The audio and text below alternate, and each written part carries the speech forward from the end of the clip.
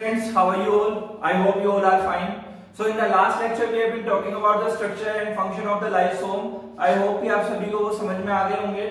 So आज हम बात करेंगे माइटोकॉन्ड्रिया के बारे में. हाँ, तो माइटोकॉन्ड्रिया के लिए अगर अपन बात करें तो mitochondria is known as the powerhouse of the cell. Powerhouse of the cell कहते हैं क्यों? क्योंकि ये क्या करता है, एटीपी को जनरेट मतलब एनर्जी को क्या करता है, जनरेट करने का काम करता है. इसलिए इसको अपन क्या बोलते हैं, माइटोकॉन्ड्रिया को powerhouse of the cell भी अपन बोलते हैं. सबसे इंपॉर्टेंट बात ये है कि ये सेमी ऑटोनोमस ऑर्गेनल है. क्यों है? देखिए, सेमी ऑटोनोमस का मतलब हो गया कि ये अपने आप के अंदर आधी सेल के बराबर है. सेमी मतलब हाफ है ना, और ऑटोनोमस मतलब खुद का जो ये काम कर सकता है, जैसे सेल कुछ काम करती है, तो ये आधी सेल के बराबर इस ऑर्गेनल को अपन ने क्या है, माना है. देखिए वो कैसे हो गया है, वो इसलिए हो गया आधे ऑर्गन के बराबर इसको माना है. वो क्यों माना है? देखिए, आधी सेल नहीं, आधे ऑर्गन के बराबर माना है.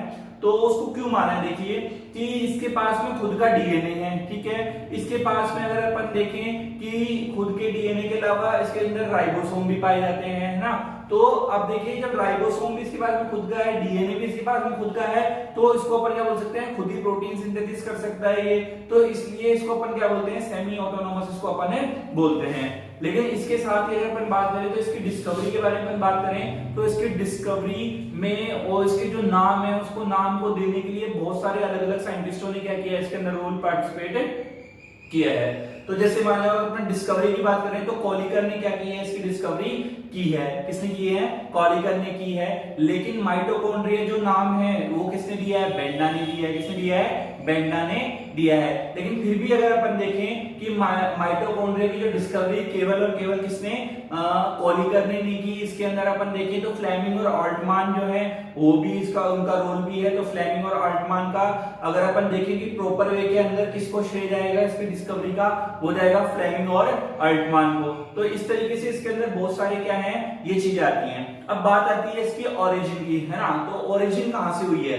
तो अगर अपन इसकी ओरिजिन माने तो कुछ साइंटिस्ट ये मानते हैं कि इसकी जो ओरिजिन हुई है वो प्री एग्जिस्टिंग माइटोकॉन्ड्रिया से हुई है. प्री एग्जिस्टिंग माइटोकॉन्ड्रिया के ही विखंडन मतलब फ्यूजन के द्वारा, मतलब कि जो प्री एग्जिस्टिंग माइटोकॉन्ड्रिया है उसके अंदर फ्यूजन हुआ और फ्यूजन से क्या हो गई, आपके पास में नहीं है, बन गई.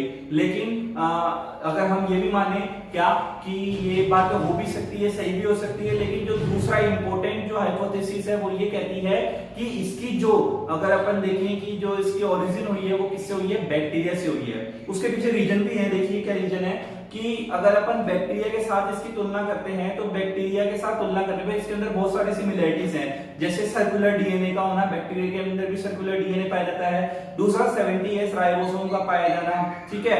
और ये जो अगर अपन देखें तो बाकी इसकी स्ट्रक्चर जो है वो भी कहीं ना कहीं बैक्टीरिया की तरह मेल खाती है. कि अगर बैक्टीरिया की सेल की स्ट्रक्चर देखेंगे तो वो भी आपको इस तरह से दिखाई देती है, और माइटोकॉन्ड्रिया भी लगभग आपको इस तरह का दिखाई देता है. तो ये बहुत सारी चीजें इसको बताती हैं कि बैक्टीरिया के एंडोसिम्बायोटिक से इसकी क्या हुई है, ओरिजिन हुई है. तो ये सारी चीजें आज हम यहाँ पर पढ़ेंगे. तो थोड़ा लेंथी टॉपिक है, तो चलिए शुरू करते हैं. So this is mitochondria discovered by Kolliker in 1880 in the form of cytoplasmic granule in insect striated muscles. देखिए क्या कह रहा है कि ये कह रहा है कॉलिकर ने किसके अंदर किया था, कॉलिकर ने साइटोप्लाज्मिक ग्रेन्यूल्स के रूप में इंसेक्ट की जो स्ट्राइटेड मसल्स होती हैं उसके अंदर माइटोकॉन्ड्रिया को देखा था. ऑब्वियस सी बात है कि अगर अपन मसल्स के अंदर देखेंगे तो मसल्स को ज्यादा काम करना पड़ता है, तो वहां पर माइटोकॉन्ड्रिया की संख्या क्या होगी, ज्यादा होना जरूरी हो जाएगा. ठीक है. नेक्स्ट है, ऑल्टमान ने 1894 के अंदर ये कहा था क्या कि this cytoplasmic granule is cell organelle. और ये जो साइटोप्लाज्मिक ग्रेन्यूल जो कॉलिकर ने बताया था उसको ऑल्टमान ने कहा कि साइटोप्लाज्मिक ग्रेन्यूलर जो ग्रेन्यूल्स हैं ये साइटोप्लाज्मिक ग्रेन्यूल ना होकर के एक क्या है, ऑर्गन है. क्या है? एक ऑर्गेनली है. एंड गिवन द नेम, उसको क्या नाम दिया, बायोप्लास्ट नाम दिया इस ग्रेन्यूल को. ये जो ग्रेन्यूल है इसको क्या नाम दिया, बायोप्लास्ट नाम इन्होंने दे दिया. अब बात आती है credit goes to Flemming and Altmann for the discovery of mitochondria. तो आपको ये ध्यान रखना है कि जो एक्चुअल डिस्कवरी है माइटोकॉन्ड्रिया की, उसका जो क्रेडिट जाता है वो किसको जाएगा? फ्लेमिंग एंड ऑल्टमान को जाएगा। किसको जाएगा? फ्लेमिंग एंड ऑल्टमान को जाएगा। Next, the word mitochondria is given by C Benda. ये अपन ने जिक्र किया था कि जो वर्ड है माइटोकॉन्ड्रिया ये सी बेंडा के द्वारा दिया गया था। तो देखो यहाँ पर साइंटिस्ट कोलिकर ने अलग बात कही है, फिर ऑल्टमान ने अलग कही है, फ्लेमिंग एंड ऑल्टमान ने अलग की है, फिर इन्होंने इनको नाम दिया है। तो इसलिए अलग अलग साइंटिस्ट का क्या है, माइटोकॉन्ड्रिया के अंदर क्या है, अलग अलग काम है। नेक्स्ट है डायमीटर की अगर अपन बात करें तो 0.2 म्यू मीटर से लेकर के 1 म्यू मीटर तक इसका डायमीटर हो सकता है। लेकिन इसकी लेंथ की बात करें तो 1 mu metre to 4.1 mu metre तक इसकी क्या हो सकती है, लेंथ हो सकती है। In every cell the number of mitochondria is 1000 to 1600। लेकिन देखिए कि लगभग हर सेल के अंदर 1000 से 1600 माइटोकॉन्ड्रिया रहते हैं। लेकिन ये ध्यान रखना है आपको क्या, कि it also depends upon the activity of the cell. Activity of the cell का मतलब ये है कि जिस सेल्स को एनर्जी की ज्यादा जरूरत पड़ती है उसके अंदर पाए जाने वाले माइटोकॉन्ड्रिया की संख्या भी क्या होगी, ज्यादा होगी। क्यों? क्योंकि देखिए, क्योंकि उनको क्या है, ज्यादा जरूरत पड़ती है। जैसे अगर अपन देखें कि बर्ड्स की फ्लाइट मसल्स जो होती हैं, जो उनको उड़ने के लिए क्या करती हैं, उड़ाती हैं, मतलब उनको फ्लाइंग करने के लिए क्या करती हैं, मदद करती है। उसके अंदर ऑब्वियसली ज्यादा होगी माइटोकॉन्ड्रिया की संख्या। क्यों ज्यादा होगी? उसके पीछे रीजन सीधा सा है कि अगर उनकी संख्या ज्यादा नहीं होगी, अगर उनकी संख्या ज्यादा नहीं होगी तो फिर क्या है कि वो जल्दी से थक जाएंगी और वो लगातार नहीं उड़ पाएंगे। तो इसलिए जिन एक्टिविटी के ऊपर भी ये चीज निर्भर करती है कि कौन सी सेल्स के अंदर माइटोकॉन्ड्रिया की संख्या कितनी है, लेकिन फिर भी ये लगभग 1000 से 1600 लगभग होती ही है। नेक्स्ट, कि सभी के अंदर अगर अपन देखें all mitochondria present in single cell is known as chondriosome. अगर एक सेल के अंदर प्रेजेंट सारे माइटोकॉन्ड्रिया, मतलब जैसे मान लीजिए कोई एक सेल आपके पास में, इसके अंदर जितने भी माइटोकॉन्ड्रिया प्रेजेंट हैं ये सभी माइटोकॉन्ड्रिया कहलाते हैं, कॉन्ड्रियोसोम कहलाते हैं। नेक्स्ट है क्लोरेला फ्यूस्का। क्लोरेला फ्यूस्का क्या है जी? क्लोरेला फ्यूस्का एक एल्गी है और एल्गी है ओनली 1 माइटोकॉन्ड्रिया। इस एल्गी के पास में क्या है, केवल एक सिंगल माइटोकॉन्ड्रिया क्या होता है, प्रेजेंट होता है। लेकिन वहीं पर अगर अपन बात करें काउस, ये क्या है, अमीबा है। क्या है भाई? अमीबा का नाम है ये, अमीबा है ये। इस अमीबा की अगर अपन बात करें तो इसके पास में 5 लाख तक क्या हो सकते हैं, माइटोकॉन्ड्रिया हो सकते हैं। तो वही बात आ गई कि सबके पास में क्या होते हैं, अलग अलग होते हैं। यही बात है कि अगर अपन देखें कि एनिमल सेल की अगर अपन बात करें तो एनिमल सेल के अंदर जो माइटोकॉन्ड्रिया होंगे वो क्या होंगे, ज्यादा होंगे। लेकिन अगर प्लांट सेल की अगर अपन बात करें तो उनके अंदर माइटोकॉन्ड्रिया की संख्या क्या होगी, कम होगी। Clear? So this is the structure of mitochondria. Next, तो माइटोकॉन्ड्रिया के स्ट्रक्चर के अंदर क्या क्या होता है, इसके बारे में हम पहले थोड़ा सा पढ़ लेते हैं, उसके बाद में इसकी स्ट्रक्चर देखेंगे, डायग्रामेटिकल रिप्रेजेंटेशन देखेंगे कि वो जो चीजें हम यहाँ पढ़ रहे हैं वो उसके अंदर एग्जैक्टली दिखती कैसे हैं। तो मैं रफली आपको थोड़ा थोड़ा साथ में बताता रहूंगा, फिर इसके बाद में अपन डायग्रामेटिकल रिप्रेजेंटेशन जब इसका देखेंगे तब आपको पूरी चीज क्लियर हो जाएगी। देखिए, is stain by Janus green. Janus green जैसे कि इस चेन का मतलब होता है कि अगर अपन किसी चीज को देखते हैं तो उसको स्टेन करना जरूरी हो जाता है, मान लिए। तो मतलब इस चेन का मतलब हो गया कि वो कलर लेती है ना। तो माइटोकॉन्ड्रिया को अगर अपन स्टेन करते हैं तो वो स्टेन किससे होता है, जेनस ग्रीन के द्वारा क्या होता है, ये स्टेन होता है। तो जेनस ग्रीन के द्वारा ये स्टेन किया जाता है। नेक्स्ट है mitochondria is a dual membrane bound structure, मतलब इसके ऊपर डबल मेम्ब्रेन पाई जाती है, outer membrane and inner membrane. Outer membrane और इनर मेम्ब्रेन के बीच में, जैसे ये आउटर मेम्ब्रेन है, ये इनर मेम्ब्रेन है, आउटर मेम्ब्रेन और इनर मेम्ब्रेन के बीच में पेरीमाइटोकॉन्ड्रियल स्पेस पाया जाता है। ये जो स्पेस है इसको अपन क्या बोलते हैं, पेरीमाइटोकॉन्ड्रियल स्पेस बोलते हैं। अब बात आती है कि आउटसाइड, जो बाहर की साइड में है, वहां पर फॉस्फेटिडाइल कोलिन और कोलेस्ट्रॉल की मात्रा क्या होती है, ज्यादा होती है। ये अपवर्ड एरो लगा रखा है और हाई लिख रखा है यहाँ पर इसमें। इसका मतलब है कि उसकी आउटर साइड जो है माइटोकॉन्ड्रिया की, ये आउटर लेयर जो ये वाली है, इसके ऊपर फॉस्फेटिडाइल कोलिन और कोलेस्ट्रॉल की मात्रा, क्वांटिटी क्या है, ज्यादा है। Whereas in the inner side of the mitochondria diphosphatidyl glycerol की जो क्वांटिटी है वो क्या रहती है, हाई रहती है। क्लियर? अब बात आती है कि आउटसाइड, जो बाहर की साइड में है, वहां पर फॉस्फेटिडाइल कोलिन और कोलेस्ट्रॉल की मात्रा क्या होती है, ज्यादा होती है। इसका मतलब है कि उसकी आउटर साइड जो है माइटोकॉन्ड्रिया की, ये आउटर लेयर जो ये वाली है, इसके ऊपर फॉस्फेटिडाइल कोलिन और कोलेस्ट्रॉल की मात्रा, क्वांटिटी क्या है, ज्यादा है। Whereas in the inner side of the mitochondria diphosphatidyl glycerol की जो क्वांटिटी है वो क्या रहती है, हाई रहती है। क्लियर? इसके पास में दो चैम्बर हैं। देखिए दो चैम्बर कैसे हैं उसको समझिए। जैसे मान लीजिए ये माइटोकॉन्ड्रिया है, ये अपनी उसकी लेयर है, ठीक है। तो ये तो आउटर लेयर है, ये इनर लेयर है। तो अब इसके पास में दो चैम्बर हो गए, एक तो इंटरनल चैम्बर, एक आउटर चैम्बर। तो एक तो देखो कि ये अंदर ऐसे जाकर के क्रिस्टी बनाती है, ये अंदर घूम घूम के क्या है, ऐसी क्रिस्टी सी बनाती है, ठीक है। तो ये अंदर जो घूम रहे हैं माइटोकॉन्ड्रिया की इंटरनल लेयर्स, ये क्या बनाती है, इसकी क्रिस्टी बना देती है इस तरह से, ठीक है। बन गया, क्रिस्टी बन गई। तो अब ये वाला जो पार्ट है ये इंटरनल पार्ट है, ये वाला। तो ये वाला इंटरनल पार्ट क्या कहलाता है, मैट्रिक्स कहलाता है। क्या कहलाता है, मैट्रिक्स कहलाता है। और आउटर चेंबर, और ये जो बाहर बच गया ये वाला, ये क्या बना देगा, इसकी बाउंड्री बना देगा। बना ही रहा है, बाउंड्री बना रहा है, क्योंकि मैट्रिक्स के अंदर यहाँ पर F1 पार्टिकल्स आ जाएंगे और सारी चीजें आ जाएंगी, और ये क्या बना देगा, इसकी बाउंड्री। ये बचा हुआ क्या बना देगा, इसकी बाउंड्री बना देगा। क्लियर। नेक्स्ट है बोथ लेयर कंटेन एंजाइम्स। दोनों के पास में क्या होते हैं, फोस्फोराइलेशन और ऑक्सीडेटिव एंजाइम्स क्या होते हैं, प्रेजेंट रहते हैं, जो कि एटीपी जनरेट करवाने के अंदर, मतलब एनर्जी को जनरेट करवाने के अंदर क्या करते हैं, पार्टिसिपेशन करते हैं। Next, each membrane is 60 to 75 angstrom. कितनी रहती है, 60 to 65 एंगस्ट्रॉम की क्या होती है, ये रहती है। कौन सी, देखो ये वाली जो मेम्ब्रेन है, ये वाली जो मेम्ब्रेन है, ये वाली मेम्ब्रेन, ये वाली मेम्ब्रेन। तो ये जो मेम्ब्रेन है, इनकी जो अगर अपन देखें तो ये 60 to 75 एंगस्ट्रॉम की होती है। और इनके बीच का स्पेस, ये वाला जो स्पेस है, ये वाला पेरीमाइटोकॉन्ड्रियल स्पेस बोलते हैं, ये 80 to 100 एंगस्ट्रॉम का क्या प्रेजेंट होता है। तो लगभग अगर अपन इसको देखें, मैक्सिमम वैल्यू जो 250 एंगस्ट्रॉम के इक्वल है, ये आ जाएगी पूरी। 75 और 75 150 और 100, ये 250 हो गया, ठीक है। नेक्स्ट है पेरीमाइटोकॉन्ड्रियल स्पेस है enzyme related with oxidation of fat. देखिए पेरीमाइटोकॉन्ड्रियल स्पेस के पास में क्या रहते हैं, एंजाइम्स रहते हैं, जो कि फैट का ऑक्सीडेशन करते हैं। और फैट के ऑक्सीडेशन से वो क्या प्राप्त करेंगे, एनर्जी को क्या करेंगे, जनरेट करेंगे। कौन करेंगे, कौन करेंगे, एंजाइम्स ये काम करवाएंगे, ठीक है। नेक्स्ट है outer surface of internal membrane is known as C phase and the internal surface is known as M। देखिए कि outer surface of internal membrane, यहाँ पे समझना है क्या कि ये आउटर सरफेस की बात कर रहा है। तो यहाँ पर ये जो आपके पास में ना, ये वाला, ये तो क्या हो गई, आउटर सरफेस हो गई, है ना।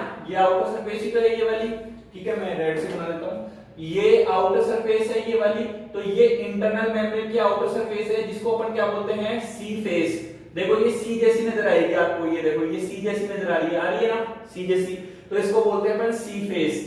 एंड द इंटरनल सरफेस, और अंदर वाली सरफेस जो अंदर की ओर जाएगी, जब मैं इसको अंदर से देखूंगा तो ये अंदर से कहीं ना कहीं एम जैसा बनाती हुई नजर नहीं आ रही क्या, ऐसे देखो ये एम सा बन रहा है, ये दूर दूर है थोड़ा। अगर मैं इसको पास ले लूं तो ये एम ही तो बनेगा, क्लियर है ना। तो ये क्या कहलाएगी, एम फेस कहलाएगी। तो ये बात आपको क्लियर है यहाँ पर कि आउटर सरफेस होती है वो क्या कहलाती है, सी फेस। आउटर सरफेस की इंटरनल मेम्ब्रेन कहलाती है सी फेस, जबकि इंटरनल सरफेस कहलाती है एम फेस। नेक्स्ट है on the outer surface of mitochondria there are some non-stop granules are present known as subunit of Pearsons।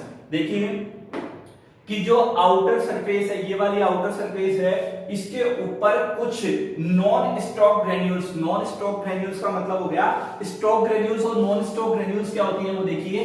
कि जैसे मान लीजिए अपने पास में ये है सॉफ्टी आती है ना, खाने वाली सॉफ्टी। तो उस सॉफ्टी की अगर अपन बात करें तो वो एक स्टॉप ग्रेन्यूल है। देखिए ये सॉफ्टी हो गई आपकी, ठीक है। और ये इसके ऊपर क्या लगा हुआ है, आइसक्रीम जो अपने पास में वो लगी हुई इसके अंदर होती है। तो ये तो हो गया स्टॉक, है ना। और ये क्या हो गई आपकी ग्रेन्यूल, ठीक है। तो ये नॉन स्टॉक ग्रेन्यूल है, इट मींस केवल ग्रेन्यूल है इस तरह से, इसके ऊपर स्टॉक नहीं है। इट मींस केवल आइसक्रीम का कप है, नीचे सॉफ्टी नहीं है, ठीक है, क्लियर। तो इसके आउटर सरफेस रहती है, इसको बोलते हैं सब यूनिट ऑफ पार्सन्स। पार्सन्स की सब यूनिट बोली जाती है। क्यों बोले जाते हैं इन ग्रेन्यूल्स को पार्सन की सब यूनिट है, क्योंकि साइंटिस्ट कौन थे, पार्सन्स, उन्होंने इसके बारे में बताया था। सेकंड है if the outer membrane of mitochondria is removed, अगर बाहर की ये अगर माइटोकॉन्ड्रिया है आपका, तो इसकी अगर मैं ये मेम्ब्रेन को हटा दूं तो ये बचा हुआ रिमेनिंग पार्ट क्या कहलाएगा, अब माइटोप्लास्ट कहलाएगा। क्या कहलाएगा, माइटोप्लास्ट कहलाएगा, क्लियर। देखिए इंटरनल लेयर है finger like projection known as cristae. तो इसको समझने के लिए ये अभी अपन ने जो डायग्राम बनाया था इस प्रकार से, आपको याद आ रहा होगा, उसके अंदर अपन ने इस तरह से ये बनाए थे, याद है ना? अभी अपने रफली एक डायग्राम बनाया था उसके अंदर ये। तो ये जो आपके इंटरनल फोल्ड्स हैं, मतलब इंटरनल लेयर के अंदर भी इंटरनल फोल्ड्स जो आ रहे हैं वो क्या कहलाते हैं? आपके क्रिस्टी कहलाते हैं। क्या कहलाते हैं? क्रिस्टी कहलाते हैं। ठीक है, क्लियर? सो क्रिस्टी नेम जो दिया था वो किसने दिया था? पैलाडे ने। किसने दिया था? जॉर्ज पैलाडे ने पूरा नाम दिया था। कौन सा? Cristae. The number of cristae are more in active mitochondria. जो माइटोकॉन्ड्रिया ज्यादा एक्टिव होता है, ज्यादा एनर्जी प्रोडक्शन करता है, उनके अंदर क्या होगा कि जो क्रिस्टी की संख्या है वो क्या होगी? ज्यादा होगी। जो ज्यादा एक्टिव है उसके अंदर ज्यादा क्रिस्टी की संख्या होगी। Next, on internal layer there are spin head particles are present which is known as oxysomes। देखिए कि जो इंटरनल लेयर है, जो क्रिस्टी है, वो एक्चुअल के अंदर उसके ऊपर क्या है? ऑक्सीसोम्स, प्राइमरी ग्रैन्यूल्स या फिर F1 पार्टिकल्स। ये एक ही नाम है, ये क्या है? एक ही नाम है, कुछ भी कह लो इनको, ये प्रेजेंट होते हैं। तो ये स्ट्रक्चर इस तरह से आएगी। देखिए इस तरह से आपने देखा होगा माइटोकॉन्ड्रिया के स्ट्रक्चर के अंदर, इसकी क्रिस्टी लेयर के अंदर इस तरह से ये स्ट्रक्चर प्रेजेंट होती है, याद है? ऐसे। ठीक है, क्लियर? अब देखिए ये जो है, ये जो अपने ब्लैक से बनाया है, ये स्टॉक हो गया, ये स्टॉक है ना, स्टॉक वाला हो गया ग्रेन्यूल्स। तो ये जो आपका कहलाता है, यही F1 पार्टिकल से कहलाता है। नंबर ऑफ क्रिस्टी की बात करें तो 10 की पावर 4 टू 10 की पावर 6 तक क्या होती है? क्रिस्टी प्रेजेंट हो सकती है। 10 की पावर 4 से 10 की पावर 6 तक क्रिस्टी प्रेजेंट हो सकती है। साथ ही यहाँ पर जो F जो वर्ड रिप्रेजेंट करता है वो फर्नांडिस मोरेन को रिप्रेजेंट करता है। किसको करता है? फर्नांडिस मोरेन को रिप्रेजेंट करता है। इसका मतलब ये है कि फर्नांडिस नाम के साइंटिस्ट ने इसके बारे में बताया था। F1 पार्टिकल, देखिए ये F1 पार्टिकल और ये F1 पार्टिकल, दो F1 पार्टिकल के बीच की जो दूरी होती है वो होती है 100 एंगस्ट्रॉम के इक्वल। कितनी होती है? 100 एंगस्ट्रॉम के equivalent. At the base of F1 particle there is a particle F0 is also present। देखिए कि अगर मैं यहाँ पर F1 पार्टिकल को मानूं तो इस F1 पार्टिकल के बेस में, मतलब जैसे मान लीजिए कि ये आपका F1 पार्टिकल मैंने यहाँ पर बना लिया है, तो इसका ये जो बेस है यहाँ पर एक पार्टिकल ऑफ प्रेजेंट है, इसको बोलेंगे F0 पार्टिकल, इसको बोलते हैं। ठीक है, which joins the F1 particle to the internal membrane। देखिए ये यहाँ पर प्रेजेंट है, तो ये और ये दोनों को मेम्ब्रेन को जोड़ेगा, क्योंकि मेम्ब्रेन के बीच के अंदर प्रेजेंट है ये। ठीक है, तो ये इसको जोड़ेगा। ये भी आपको अगले डायग्राम के अंदर मैं भी आपको ये समझा दूंगा। Double stranded circular DNA is present. Double stranded का मतलब ये हो गया कि सर्कुलर डीएनए है, सर्कुलर ये डीएनए इस प्रकार से सर्कुलर डीएनए है, और डबल स्ट्रैंड का मतलब हो गया कि इस तरह से ये क्या होगी? स्ट्रैंड इसकी होगी। क्या होगी? इस तरह से इसकी ये स्ट्रैंड होगी। तो इसको अपन बोलते हैं double stranded DNA. Matrix contain Krebs cycle related enzymes. देखिए क्रेब्स साइकिल क्या होती है? क्रेब्स साइकिल अगर अपन देखें तो ये भी एटीपी का जनरेशन करती है माइटोकॉन्ड्रिया के अंदर, तो उसके रिलेटेड एटीपी जनरेशन, यहाँ पे इसको powerhouse of the cell बोल रहे हैं, तो इसका काम है एटीपी का जनरेशन करना। तो उसके अंदर मैट्रिक्स के अंदर क्रेब्स साइकिल से रिलेटेड एंजाइम्स क्या होते हैं? प्रेजेंट होते हैं। नेक्स्ट है एमडीएनए, मतलब माइटोकॉन्ड्रियल डीएनए इज द 1%, मतलब टोटल सेल डीएनए का 1% कौन बनाता है? माइटोकॉन्ड्रियल डीएनए बनाता है। मैट्रिक्स के पास में डीएनए और आरएनए पॉलीमरेज एंजाइम्स क्या होते हैं? प्रेजेंट होते हैं। ठीक है, जो डीएनए और आरएनए को बनाते हैं। 70 राइबोसोम प्रेजेंट होता है, जो कि बैक्टीरिया के जैसे सिमिलर है, ये मैंने आपको शुरू में बताया था। और उसके अलावा मैमल्स के अंदर अगर अपन बात करें तो ये इंपॉर्टेंट चीज है भाई, ये दोनों ही आपके। तो मैमल्स के अंदर 55S राइबोसोम होता है, जिसकी दो सब यूनिट होती हैं, 25S और 35S, दो सब यूनिट इसके अंदर प्रेजेंट होती है। सबसे इंपॉर्टेंट बात करें तो मोस्टली एक्टिव ऑर्गेनल ये होता है, सबसे एक्टिव ऑर्गेनल है। क्यों है? क्योंकि एनर्जी जनरेशन का काम करता है, और एनर्जी जनरेशन का काम करता है एक्टिव अपने आप ही हो गया। F1 पार्टिकल्स की अगर अपन बात करें तो ये F1 पार्टिकल्स क्या काम करते हैं? ऑक्सीडेशन और फॉस्फोराइलेशन का दोनों का एक साथ काम ये करते हैं। कौन? F1 particles. अगले अपन डायग्राम के अंदर ये अपन बात देखेंगे। दूसरी जो बात है अपने पास में कि अपन ने आपको बताया है कि माइटोकॉन्ड्रिया एक सेमी ऑटोनोमस ऑर्गेनल होता है, मतलब ये लगभग अगर अपन देखें तो हाफ ऑर्गन के इक्विवेलेंट क्या है? ऑर्गन होता है। आगे हम डायग्राम देखते हैं किसका, F1 और F0 पार्टिकल्स का डायग्राम यहाँ पे पर देखते हैं। So this is the structure of F1, F0 particles और ऑक्सीसोम्स। देखिए हमने आपको बताया था कि ये स्ट्रोक जैसी होती है यहाँ पर F1 पार्टिकल्स। देखिए F1 पार्टिकल्स क्या होते हैं, सब यूनिट से अंदर मिलकर के बने होते हैं, किसी एक यूनिट के नहीं होते हैं, छोटी छोटी यूनिट्स होती हैं इस F1 पार्टिकल्स के अंदर। तो यहाँ पर देखिए ये F1 सब यूनिट क्या होता है, हेड होता है, और यहाँ पर क्या होता है F1 ये जो अपन ने बनाई है ये वाली, ये तो सारी क्या है F1 सब यूनिट है, और ये जो बीच में है ये क्या है आपका F1 सब यूनिट हेड है। अब अपन ने बताया था कि F1 ये क्रिस्टी के अंदर इस प्रकार से अपन ने यहाँ पर ये लगाया था ना F1 पार्टिकल्स, ये F1 पार्टिकल्स हैं आपके, इनके बीच में जो गैप था वो 100 एंगस्ट्रॉम का था, ठीक है। तो ये F1 पार्टिकल्स की जो अपन बात कर रहे हैं, तो ये जो F1 पार्टिकल्स ये तो हो गया आपका F1 पार्टिकल, और ये अंदर से इस मेम्ब्रेन से जुड़ा हुआ है, तो ये आपकी आ गई प्लाज्मा मेम्ब्रेन, क्या आ गई प्लाज्मा मेम्ब्रेन, ये वाली फिर ये वाली भी, ठीक है। तो ये जुड़ा हुआ F1 पार्टिकल्स है, ये बेस के अंदर अपन ने बताया था आपको एक F0 पार्टिकल्स और पाया जाता है। तो ये F0 पार्टिकल इस F1 पार्टिकल को क्या रखता है, ज्वाइन करने का काम करता है, किसके साथ में, प्लाज्मा मेम्ब्रेन के साथ में। देखो ये यहाँ से ज्वाइन कर रहा है इसको, इसने इसके साथ में अटका रखा है। अगर ऐसा नहीं होता तो ये ऊपर ऊपर से चिपका हुआ रहता, लेकिन इसने क्या कर रखा है कि F1 पार्टिकल्स की जो सब यूनिट है उनको प्लस उनके हेड को क्या कर रखा है, अपने साथ में जोड़ करके पूरी की पूरी प्लाज्मा मेम्ब्रेन को कवर कर रखा है। तो इस तरीके से स्ट्रक्चर होती है। दूसरा अपन ने यहाँ पर एक लाइन लिखी है कि F1 particles related with oxidative phosphorylation. भाई एक ऑक्सीडेटिव फॉस्फोराइलेशन से रिलेटेड होती है, जिसके द्वारा एनर्जी का क्या होता है, फॉर्मेशन होता है। देखिए ऑक्सीडेशन और फॉस्फोराइलेशन इन दोनों से ही क्या होता है, इन दोनों से क्या होगा, किसका, एनर्जी का फॉर्मेशन होगा। माइटोकॉन्ड्रिया का काम ही क्या है, एनर्जी प्रोड्यूस करना है, किस फॉर्म के अंदर, एटीपी की फॉर्म के अंदर इसको प्रोड्यूस करना है। अब बात आती है माइटोकॉन्ड्रिया के स्ट्रक्चर के बारे में, उसके डायग्रामेटिकल रिप्रेजेंटेशन और उसके फंक्शन के बारे में। उसके डायग्रामेटिकल रिप्रेजेंटेशन और उसके फंक्शन के बारे में हम बात करेंगे नेक्स्ट लेक्चर के अंदर। So bye bye, have a good day.